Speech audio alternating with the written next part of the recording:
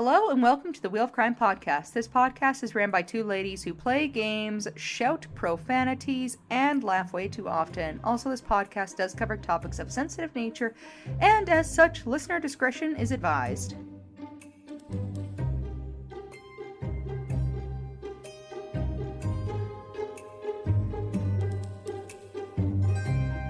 Hello, and welcome back to the Wheel of Crime podcast. My name is Jan. And my name is Emily. Yeah, welcome back. Welcome back, guys. Welcome back. Spring is almost upon us. You're fucking lying. Straight to my face. It's minus 30 today. Okay, but it's supposed to warm up soon. Okay, and when fine. this episode yeah, goes you're up, projecting into the future. and when this podcast goes up, we're gonna be in March officially. I'm so excited. Oh god, feels like a lifetime away right now. That just really took me for a loop. Because this February and this January have felt so long. I know we've talked about that on the last episode, but it really is jarring just how long those months feel. I was talking to my sister-in-law yesterday, and she was like, it's January still. And I'm like, girly pop, it's like end of February. And she's like, no, this has been the endless January. And I'm like, ooh, things are rough out here. Yikes, we're all suffering together. Oh, man. Brutal. But yeah, so in case you, our lovely listeners, are wondering, yeah, today, at least where I am, it is minus 30. It is fresh hell. Same. I live in hell. This is hell. It's frozen hell. I have had so many motivations. Like, I really am. Like, I'm really trying to get into the mind space of, like, cleaning my house. And, like, I did, like, declutter some stuff again. Because I feel like I always try to do everything at once. And that's too much, too. So I'm trying to do everything in, like, little increments. Pieces. Yeah. Absolutely not. I woke up this past Saturday and I was like, yeah, I'm going to clean the house today. And it was so cold. I was like walking around and like my little toesies were like frozen like icicles. And I was like, or I could just lay under my heating blanket all day long instead of vacuuming and mopping and doing those other things. So I did not do that. That can be a project for another week. That's not this week. Honestly, yeah, this weekend, I genuinely rotted. I wish that was me. All weekend, like, didn't do a thing. I think I needed it, but, like, yeah, I had plans. I was like, I'm gonna reseason my cast iron this weekend. Hey, bitch, no, I did not. At least, like, I feel like that's like a palatable chore where you can kind of like fit it in. You can fit it in somewhere. Well, I didn't. You didn't have to, though. I know you didn't, but you could at some other time. You know what I did do, though? I've decided that I'm going to start hand making birthday and, like, thank you cards for people. Oh, that's cute. By, like, doing, like, watercolor paint on, like, cardstock I do for really them. like that. That's fun. So I've made a few cards in preparation of some, like, occasions that I know are coming up. And that's what I did all weekend. That's fun. It took me no word of a lie. So I kind of just chilled under my heating blanket all of Saturday. So I guess you could say that's like a rot day. But here's the thing that I've been doing though, which is very which goes against the purpose of a rot day, is I set myself tasks that I can do on my phone. But then while I'm rotting, I'm usually also spending a part of the day on my phone. But then it doesn't really feel like a rot day because I keep like pushing off what it is that I wanted to do on my phone. Like I've been it's been really bothering me. My Spotify is so unorganized. Like I just have a bunch of songs that I don't like anymore on there. Nothing's really organized like into playlists or anything. Yeah. And so I was like, oh, like it's a big job though. Like once you get into it, like actually going through what you have and organizing it. And every time I thought about it, I was like, oh. So then I just didn't do it. But then Sunday I woke up and I was like, I still got to do it. And so I started because I also want to add new songs in my rotation, right? But that also means listening to them. But the organization part of my Spotify took me 4 hours on Sunday.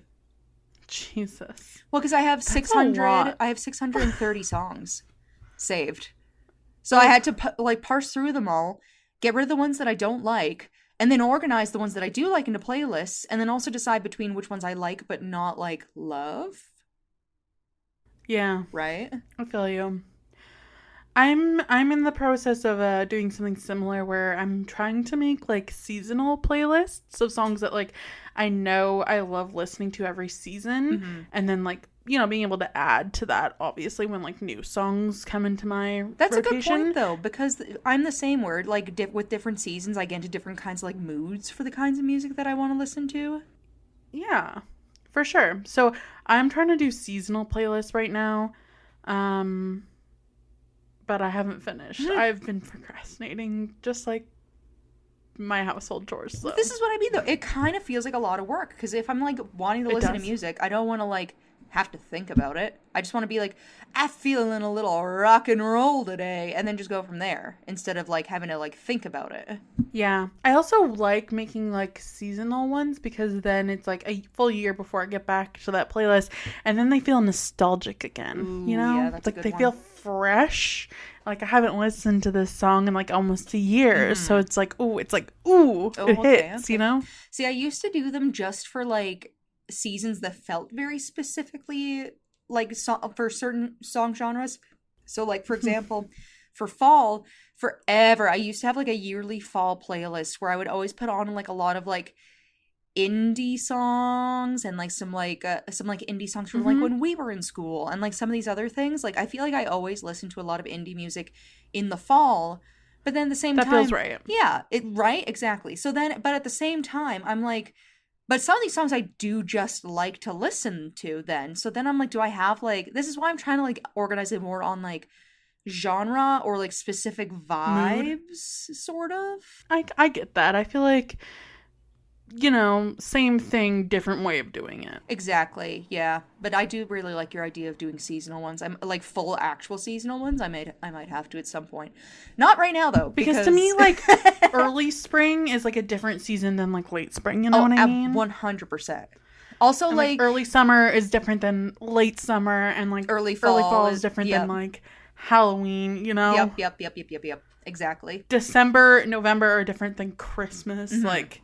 These are all separate sub-seasons of the season, so I have different sub-season playlists, you know? But that makes sense to me. Like, what I ended up doing is I, like, added up, like, all the different playlists that I actually ended up making, because I just went based off of, like, I was like, what's the vibe? What do I kind of, like, you know, gravitate towards? And then just make a playlist for that, and then, like, name them afterwards, depending on, like, what ends up being the style of music in all of them.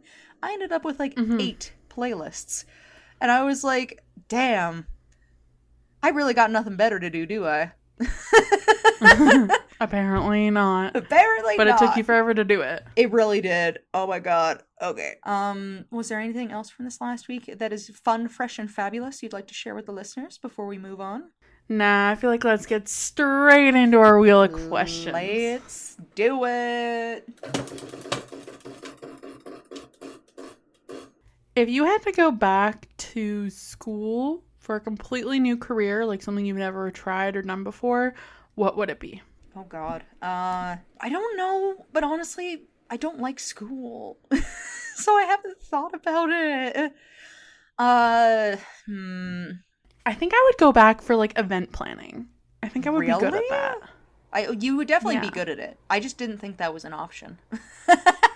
I would want to go back for either, like, graphic design, even though, like, I've done a bit of that, like, in my career already, but, like, formally, or, like, event planning. I feel like those are the two things that would call to me if I wasn't doing what I was doing now. I feel like if I was to go back to school for something, it would be, like...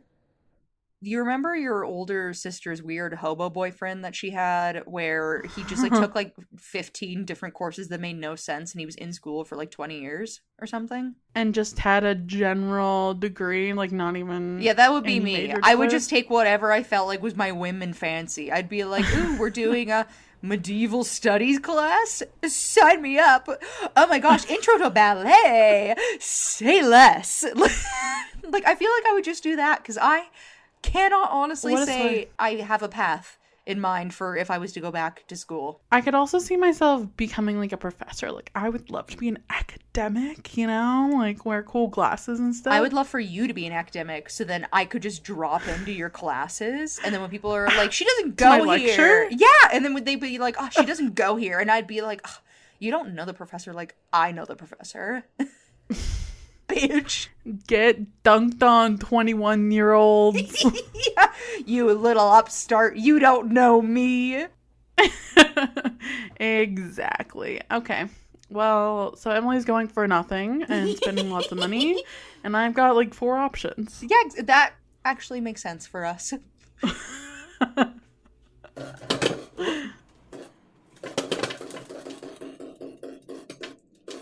What would your first reaction be to seeing like a small child wandering unsupervised? I would immediately walk up to them and be like, hello, very small human. Where do you come from? Where do you live? Where do you belong? Where is family, I assume? Because here's my thing. I would not just let them continue to wander. Like, a 2-year-old has nowhere important to be.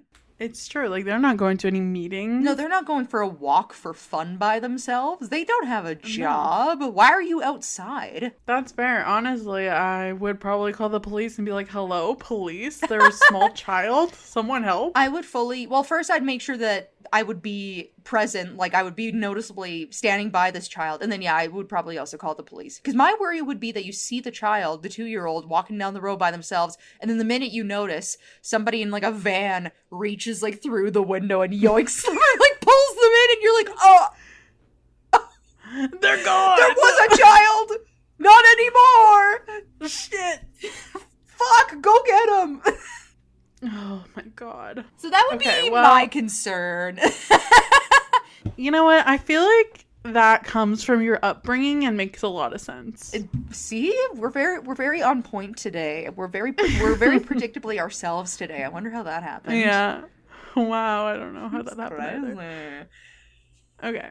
Let's spin for our next question. I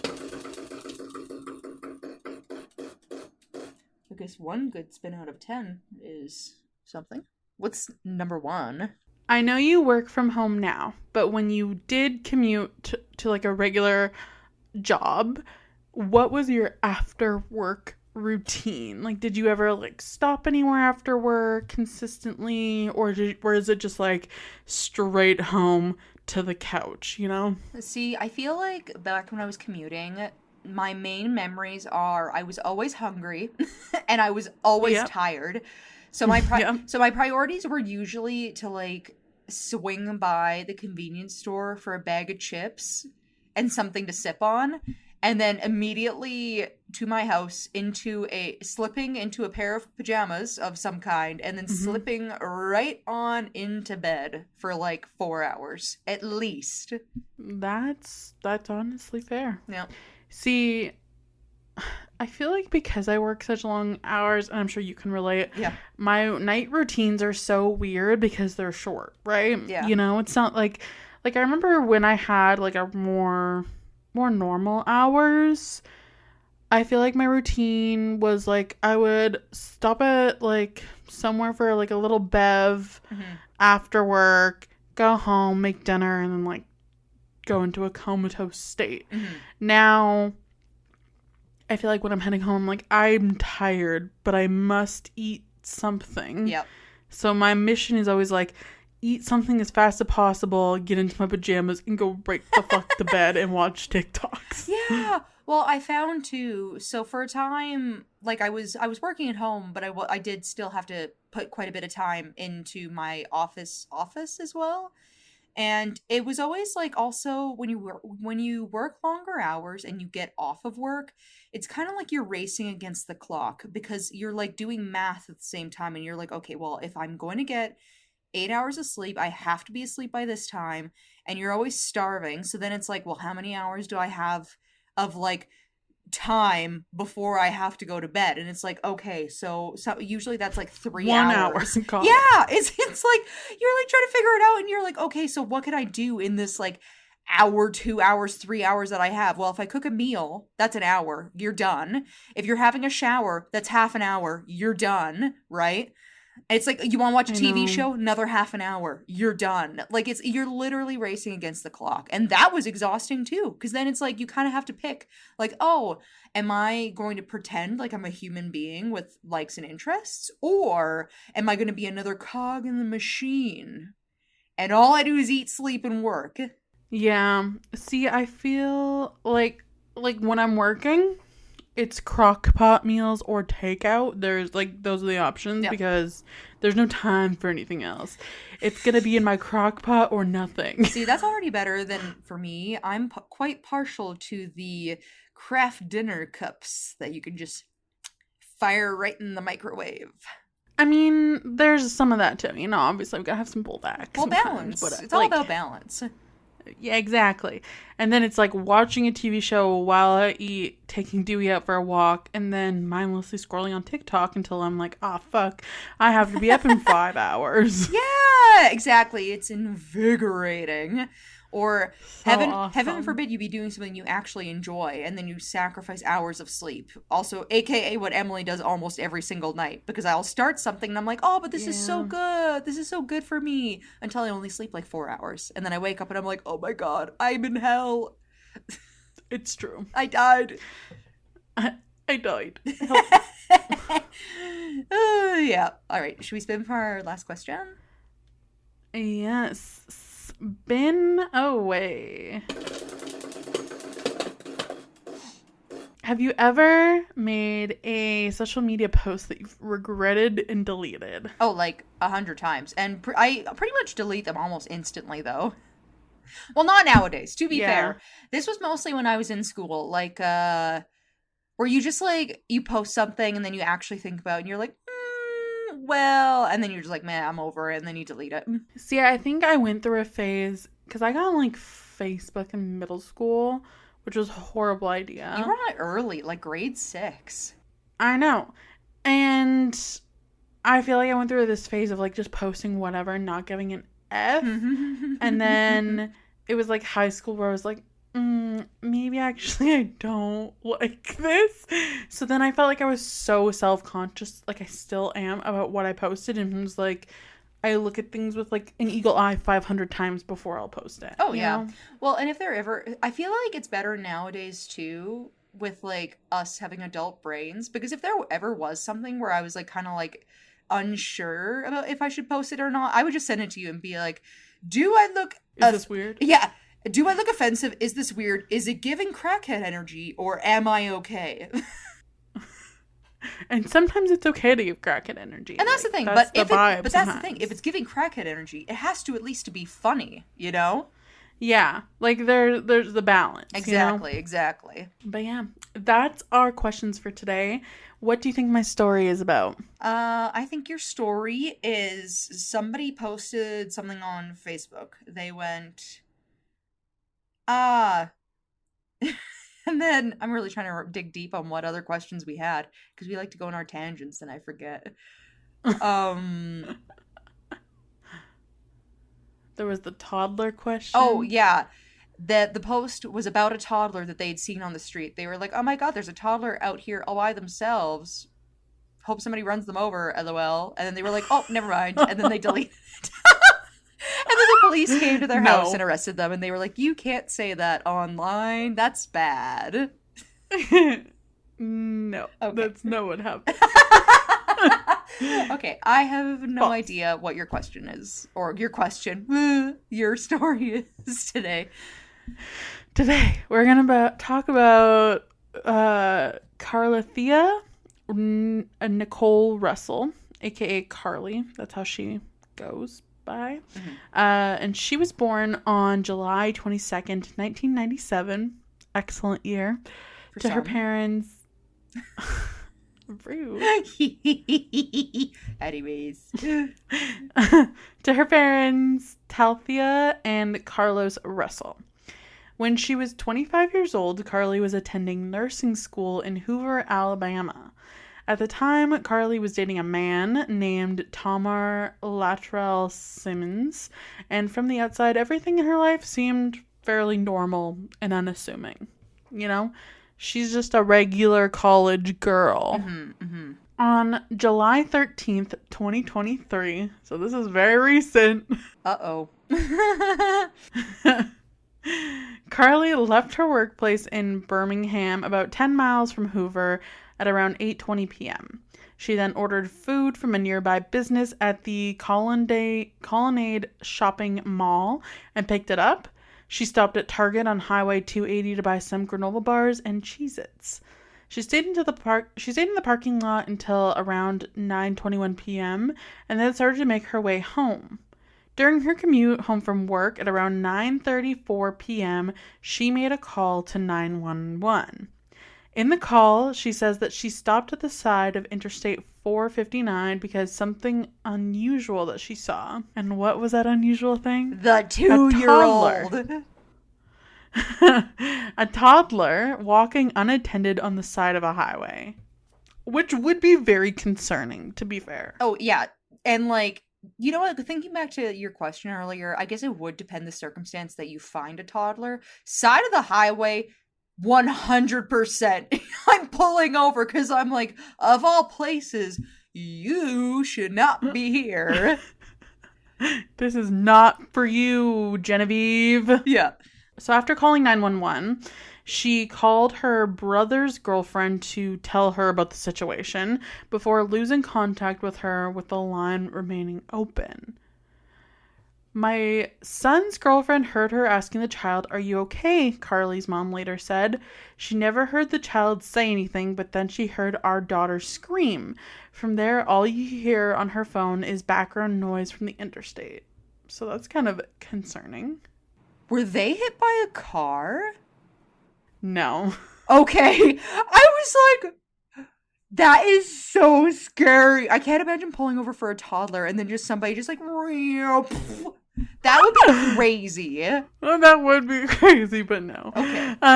So when police arrived at the scene, Carlee's vehicle and some of her belongings, including her phone and Apple Watch, were there, but there was no trace of her or a child. Authorities soon confirmed that they had not received any other calls involving a missing toddler. Crime Stoppers offered a $5,000 reward for Carlee's safe return, and an anonymous donor offered an additional $20,000.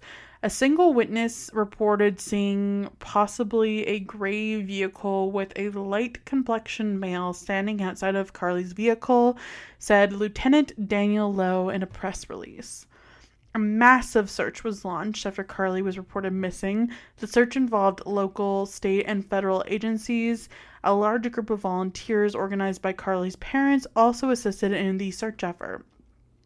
Crime Stoppers ended up raising more than $63,000 in reward money for the search of Carlee.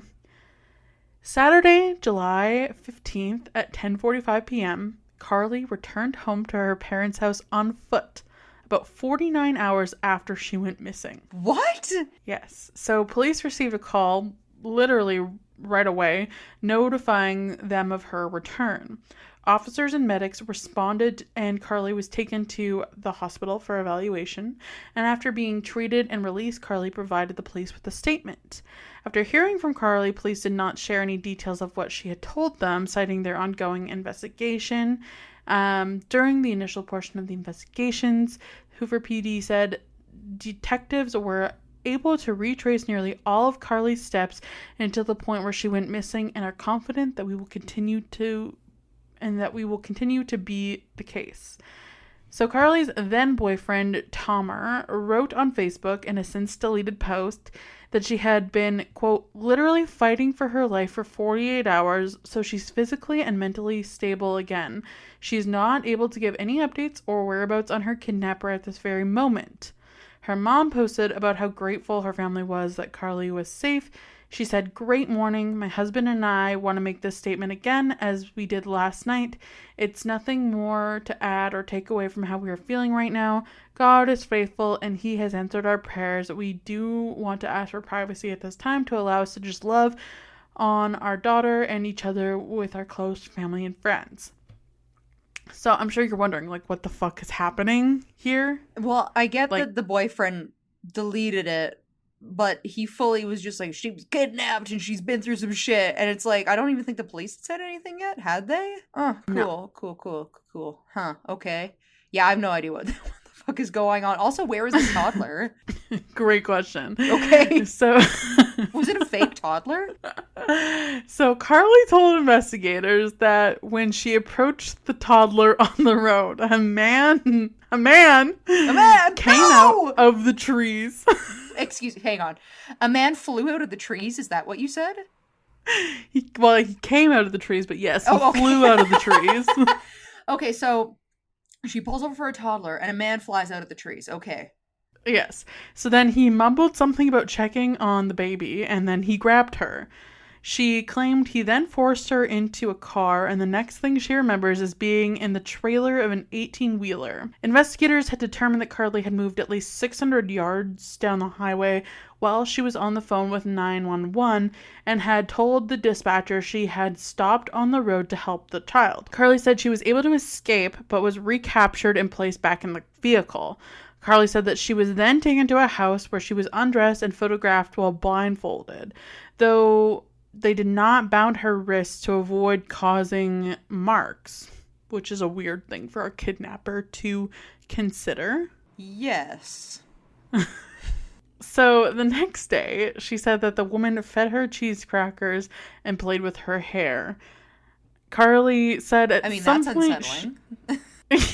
I would be unsettled. Yeah. For sure. I feel very suspicious of this story. Carlee said at some point she was put back into a vehicle. She claims that she was able to escape while she was in the West Hoover area and ran through the woods to get home. Was she the toddler? Is that why they fed her Cheez-Its? Maybe. So only days after her reappearance, police said that they'd been unable to verify Carlee's story. Police also shared that Carlee had a very interesting search history in the days before her disappearance. So let's just go over the search history. And how to fake your own kidnapping, perhaps? Not quite. So, on July 11th at 7:30 a.m., she searched, "Do you have to pay for an Amber Alert?" On July 13th at 1:03 a.m., she Googled, "How to take money from a register without being caught." On July 13th at 2:13 a.m., she Googled Birmingham bus station. On July 13th at 2:35 a.m., she Googled one-way bus ticket from Birmingham to Nashville with a departure date of July 13th. Mm-hmm. And finally, on July 13th at 12:10 p.m., she Googled the movie Taken. Well, I mean, when you say it like that, it doesn't really sound that great altogether. I like the first one, you have to pay for an Amber Alert. What the fuck is going on?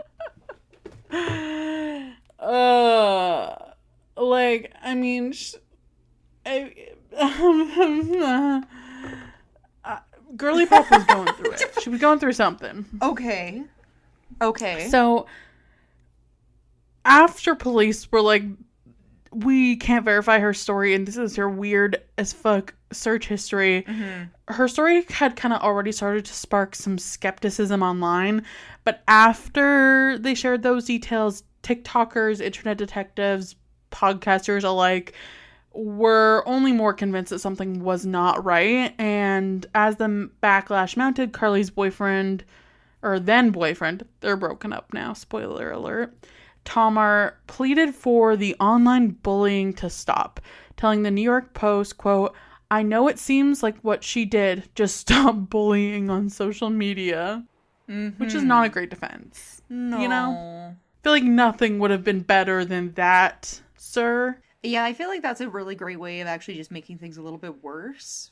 Yeah. If I'm gonna be honest, but this is already not a great situation, okay? Yeah, I'm still super confused. Ultimately, Carlee's lawyer told reporters on July 24th that she lied to police about being kidnapped. Quote, "My client did not see a baby on the side of the road." Oh, so it was a fake Her baby. attorney said. It was a fake baby. Okay. My client did not leave the Hoover area when she was identified as a missing person, and was not with anyone or any hotel with anyone from the time she was missing. My client apologizes for her actions to this community, the volunteers who were searching for her, the Hoover Police Department, and other agencies, as well as her friends and family. By July 28th, so all of this happened in less than a month, because we started on July 13th. How do people find the time to be this busy in a month? I feel like I hear, like, you tell these stories, and sometimes, and I'm like, how do people do all of this in 1 month? Literally. This amount of craziness feels like 8 months. It does. So by July 28th, Carlee was charged with false reporting to law enforcement and falsely reporting an incident, both misdemeanors that carried up to a year in jail. Carlee voluntarily turned herself into law enforcement and was booked and processed at the Hoover City Jail. She was released on a $1,000 bond for each of the charges.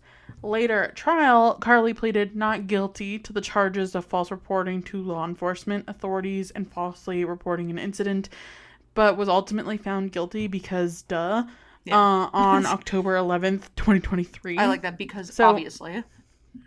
Because, like, the evidence was so overwhelming. Yeah. Based on the recommendation of state prosecutors.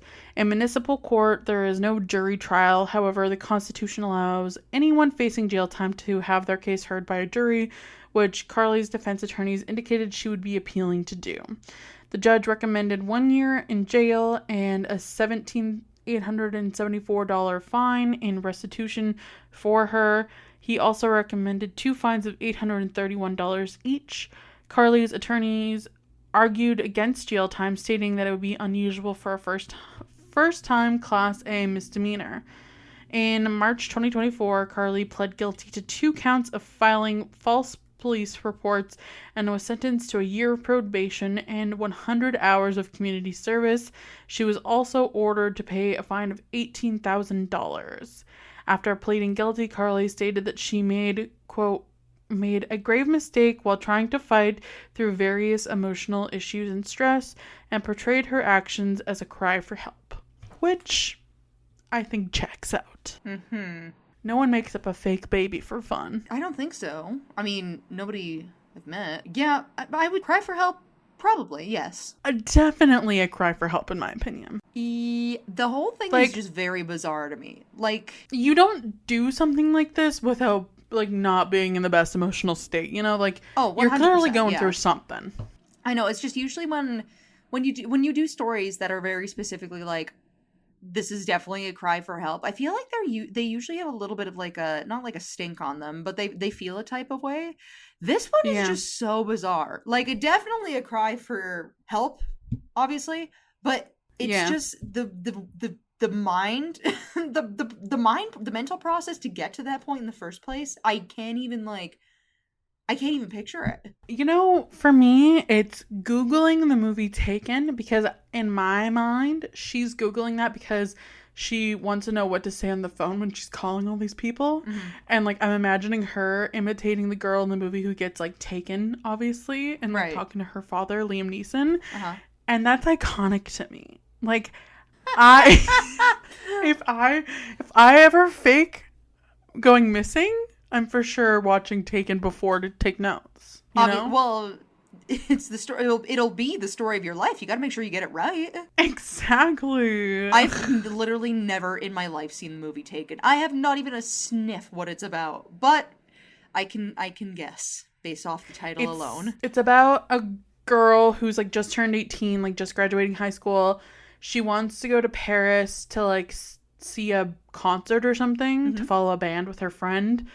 And they're gonna stay with her friend's older sister who's living abroad there and who's like in like early college.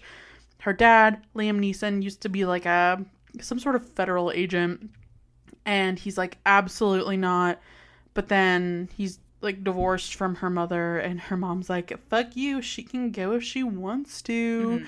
And then she goes and immediately like gets into a situation where she invites random people she met at the airport and tells them where she lived, and then they kidnap her and traffic her, and then her dad is like, I will find you and I will kill you of the government and teaches you to and fails to teach you to not bring strangers you meet at the airport to your home. Because her parents are divorced and she lives with her mom because her dad was always gone. I guess. And she's like, fuck you, Dad. I'll do whatever I want. I guess. It does feel very fresh 18, actually. Yeah. But anyways, that was my short and sweet story for you today. I love that. I love a short, fun, sweet story, especially when they're like this, where they're just very bizarre and highly unusual. So I do appreciate that. A good bite-sized episode every now and again is the bee's knees. Truly. Well, if you liked today's episode, you can make sure to leave us a review on wherever you're listening to our podcast. 5 stars is always appreciated. We also have our website, which is www.wheelofcrime.com if you want to check us out on there. On Patreon, we are at Wheel of Crime if you want to donate to the show. We have our email, which is wheelofcrime@gmail.com. And we have our social media on Facebook, X, Instagram, and TikTok, all at Wheel of Crime. And lastly, we do keep our listener forum open for stories and all that jazz on our social media. Should you listen to one of our episodes and you're like, oh my god, Liam Neeson's my dad, you can write in and be like, hey guys, and we might share your story on the podcast because that would be cool. Yeah, hell yeah. But yeah, that's it. That's all. And see you next week for another new episode. Okay, bye. Bye.